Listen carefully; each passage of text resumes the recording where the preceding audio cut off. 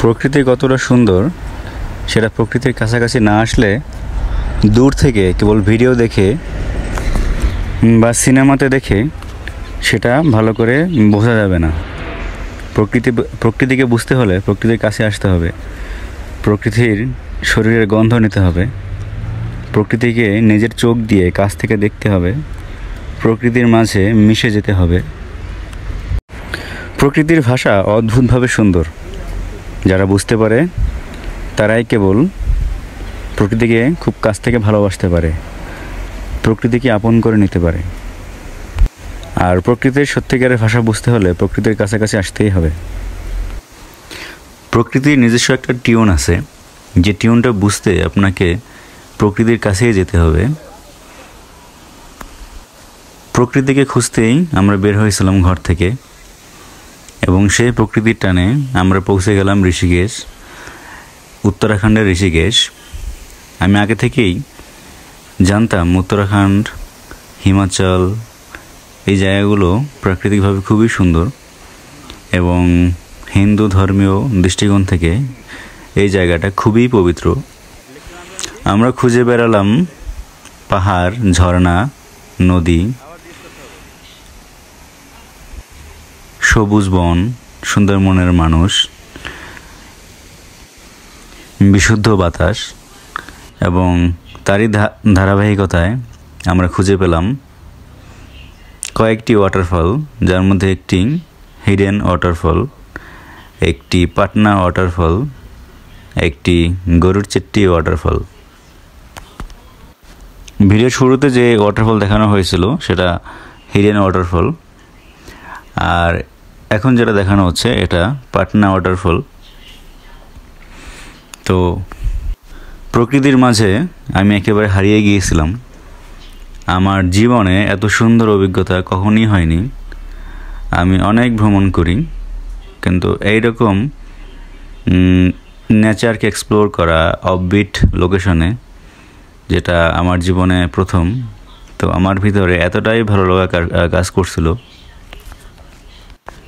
যার কারণে আমি ওয়াটারফল খুঁজতে খুঁজতে একেবারে পাহাড়ের চূড়ায় চলে যাই, এবং সেখানে গিয়ে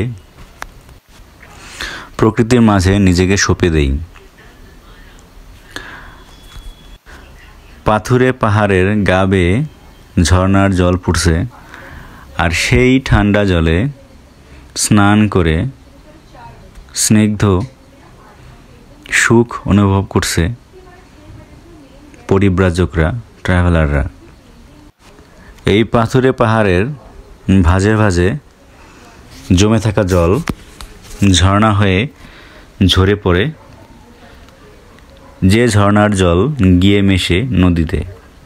প্রতিটি নদীরই উৎপত্তিস্থল কোনো না কোনো এরকম পর্বতের কিনার। সাধারণত বর্ষাকালে যে বৃষ্টিপাত হয়, সেই বৃষ্টি জমে থাকে এই পাথুরে পাহাড়ের মধ্যে লুকানো লেকের মতো করে।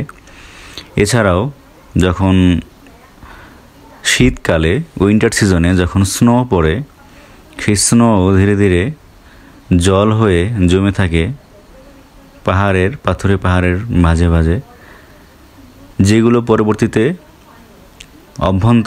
পাহাড়ের অভ্যন্তরে কোনো লেকের মধ্যে জমা থাকে বা লেকের আকার ধারণ করে, এবং সেই পানি, সেই জলটা ধীরে ধীরে ঝর্ণার জল হয়ে ঝরে পড়ে। আপনি যতই প্রকৃতির কাছাকাছি যাবেন, আপনার জীবন ততই সুন্দর মনে হবে। জাগতিক জীবনের যত সমস্যা, যত কমপ্লেক্সিটি, যত অশান্তি, যত ডিপ্রেশন, ফ্রাস্ট্রেশন, সেগুলোকে তুচ্ছ মনে হবে। জীবনকে সুন্দর মনে হবে, গোছানো মনে হবে কেন এতদিন এখানে আসিনি, কেন এতদিন আমি প্রকৃতির সাথে মিতালি করিনি। ট্রাভেলিং সরাসরি হিউম্যান ডেভেলপমেন্টের সাথে সম্পর্কিত। একজন মানুষ যত বেশি ট্রাভেল করবে, তার ম্যাচুরিটি তত বাড়বে।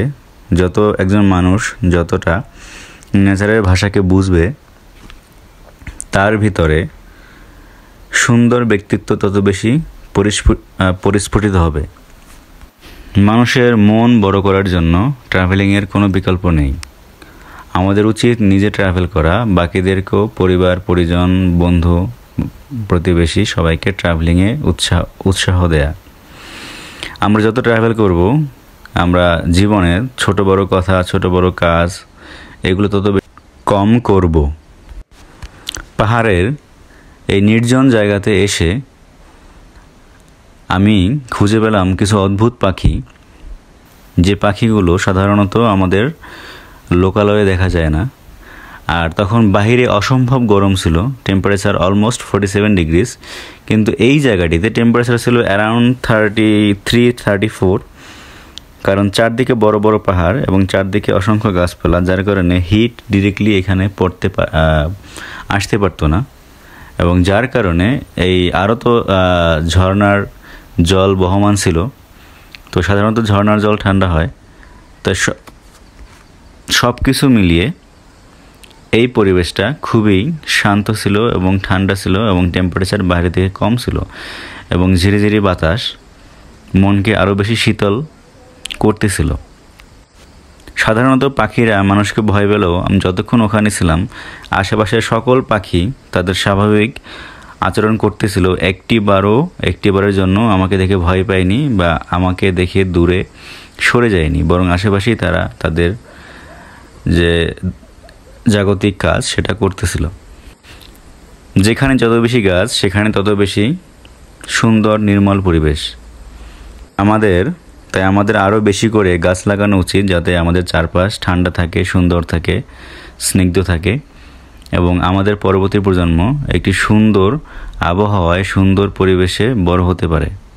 আমাদের ছোটোবেলাতে মানে 2000 সালের দিকে আমরা গরম বলতে বুঝতাম 30 ডিগ্রি টেম্পারেচার, কিন্তু এখন গরম বলতে সেটা হয়ে যাচ্ছে প্রায় 45 ডিগ্রি।